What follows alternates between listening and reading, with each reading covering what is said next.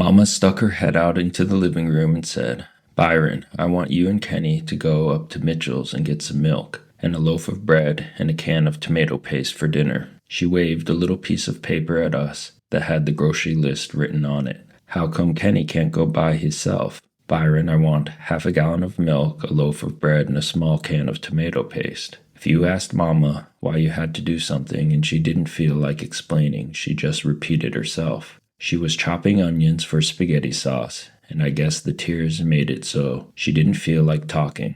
If you were stupid enough to ask your question again, there would be the loudest quiet in the world coming from Mama. If you went totally crazy and asked the question a third time, you might as well tie yourself to a tree and say, "Ready, aim, fire." Byron got the message and jerked up off the couch and walked over to the TV and punched the off knob. I knew this wasn't going to be a fun walk up to Mitchell's. We went into the kitchen.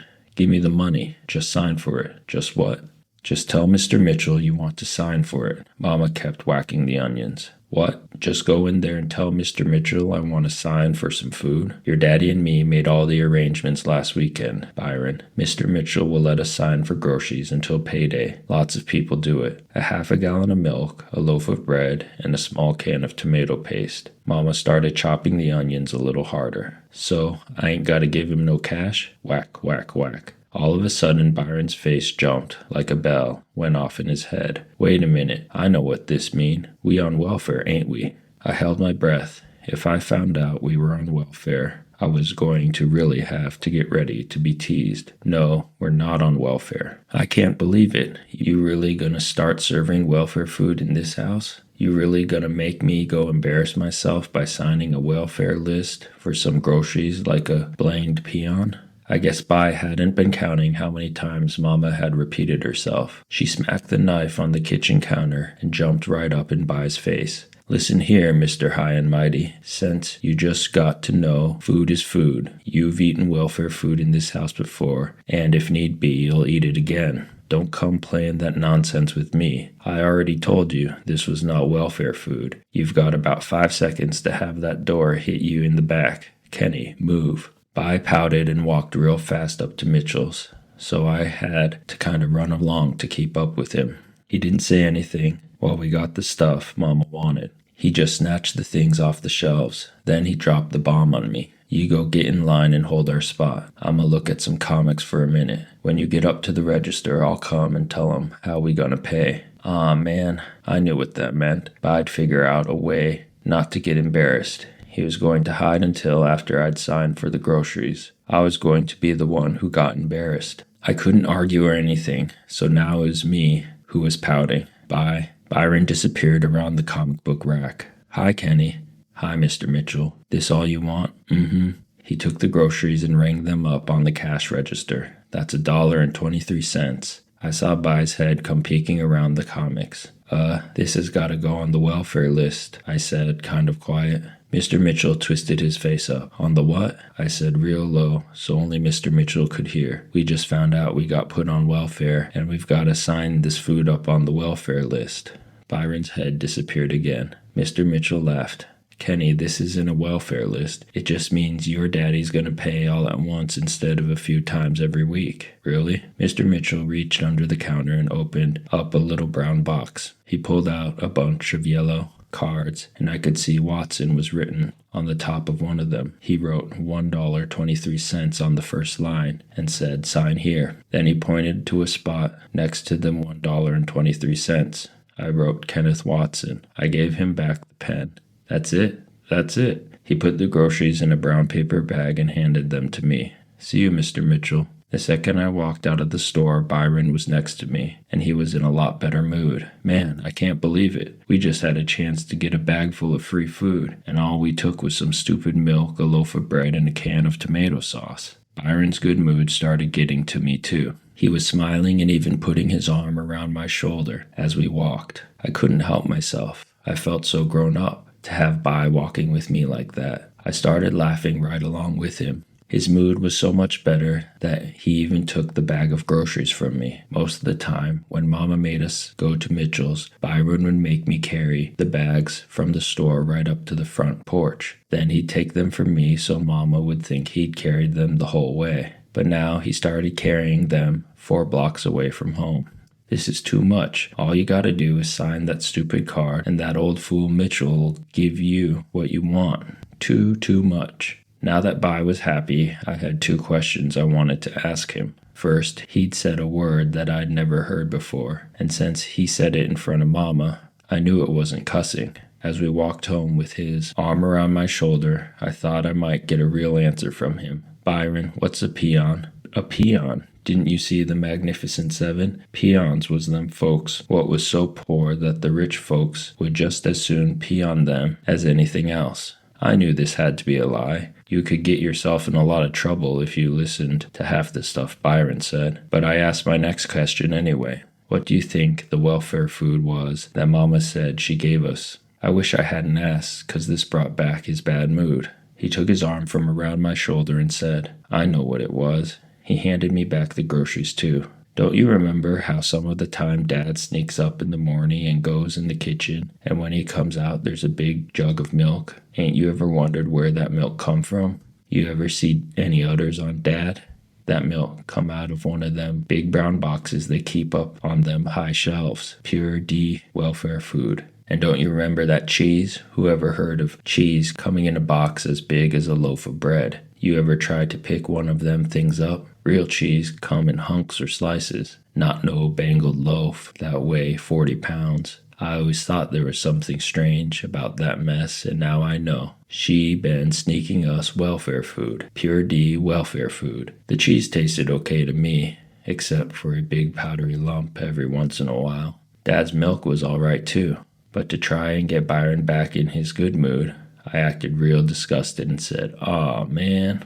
A week later, I was walking in the alley behind Mitchell's when a big cookie with pink frosting just about hit me in the head. It went by like a little flying saucer, then crashed in the dirt. I looked all around and didn't see anybody, so I put my hands over my face and stood there, still, because I knew if something weird like this happened once, it usually happened again. Sure enough, another cookie hit me right in the back, and a big laugh came out of the green apple tree. Byron.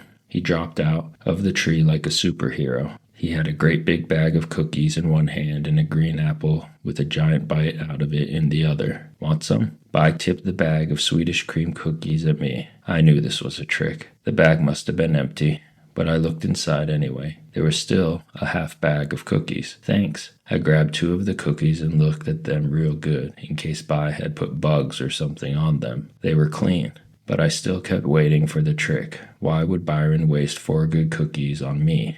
Man, Swedish Cremes have got to be the best cookies in the world. I gulped them down and wiped my hands on my pants. I couldn't believe it. Bai tipped the bag at me again.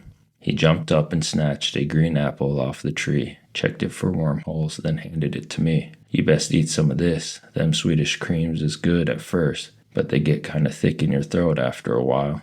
Byron was being too nice, so I knew something bad was about to happen. Then I noticed a crumpled up Swedish Creams bag on the ground next to the tree, and I could figure out why he was being so generous. He'd already eaten a bag and a half. A bell went off in my head. I knew now why he'd been so excited and happy when he found out about getting free food at Mitchell's. Bai was signing up for stuff that Mama and Dad didn't even know about. It was like he read my mind, 'cause I was just about to say, "Oh, Bai," when he stopped me being friendly and crossed his eyes at me and said, "Don't even think about it, Poindexter. You ate 2 of them yourself, so quit wasting my cookies and just shut up and enjoy what's left." He tipped the bag at me again. He had me.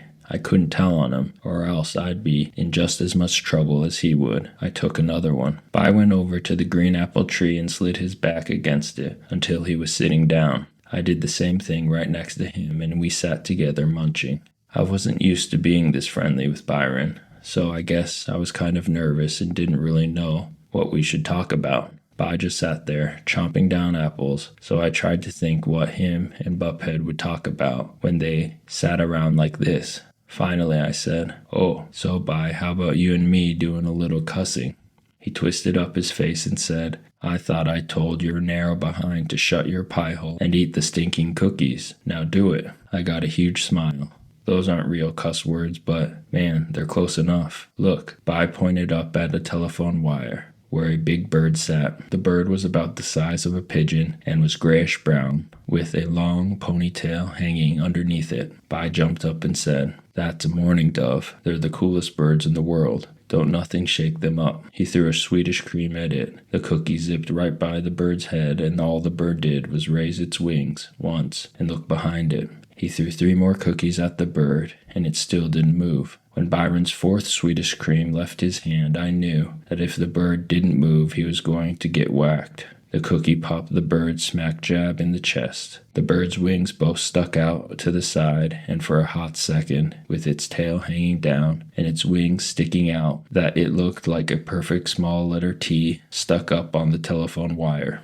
Then in slow motion, the bird leaned back and crashed to the dirt of the alley behind Mitchell's. I'd been throwing rocks and things at birds since I was born, and had never even come close to hitting one. I'd seen a million people throw a million things at birds, and no one had ever really hit one, not even a pigeon. But now Bai had knocked a bird right out of the sky with a Swedish cream cookie. When I got to Byron, he picked up the bird and was holding it in his hands. The bird's head drooped backward and was rolling from side to side, dead as a donut. You got him. You got a bird. Byron held the bird in one hand, and with his other one he gently brushed pink frosting off the dove's chest. You got him.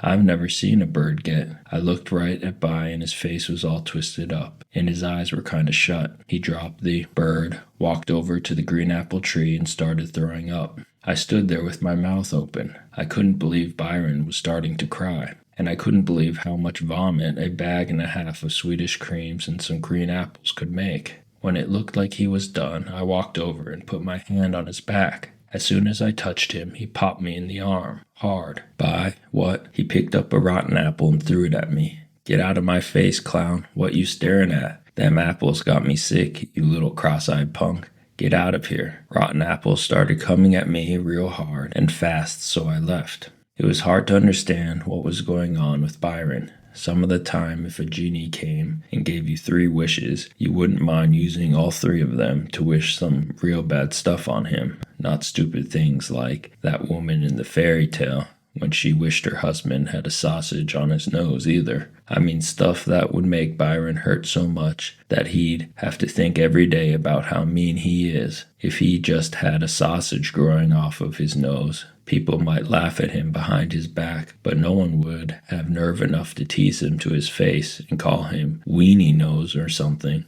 He wouldn't know how it feels to always have someone jumping on you. How sad that can make you get. Sometimes I hated him that much and thought he was the meanest person in the world. After my arm quit hurting from his punch, I went back to the alley behind Mitchell's to take another look at the dead bird, but it was gone. Right in the spot where the bird had crashed, Bai had dug a little grave, and on top of the grave there were 2 popsicle sticks tied together in a cross. Leave it to Daddy Cool to kill a bird, then give it a funeral. Leave it to Daddy Cool to torture human kids at school all day long and never have his conscience bother him, but feel sorry for a stupid little grayish-brown bird. I don't know.